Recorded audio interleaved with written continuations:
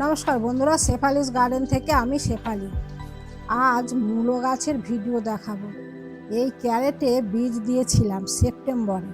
প্রচুর গাছ বেরিয়েছিল।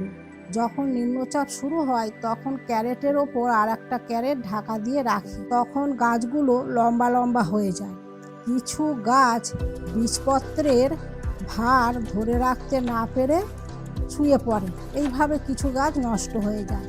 তবে ক্যারেটে যে কটা গাছ আছে এই কটা গাছই যথেষ্ট, কারণ এর বেশি গাছ থাকলে তুলে ফেলতে হতো, না তুললে মূলো মোটা হতো না।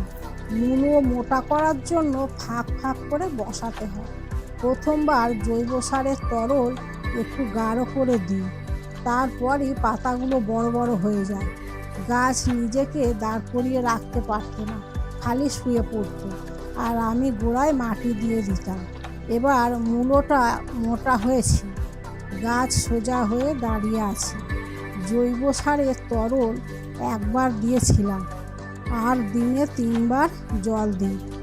গাছ বসানোর সময় মাটি, কাঠের গুঁড়ো, গোবর সার আর ধানের তুষ দিয়ে গাছ বসিয়েছিলাম।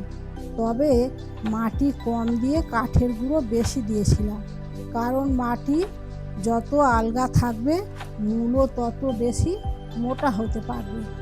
এগুলো সাদা মূলো হচ্ছে, তবে আরও এক ধরনের মূলো আছে লাল সাদা। বীজগুলো আমি অনলাইনে অর্ডার করে আনিয়েছিলাম।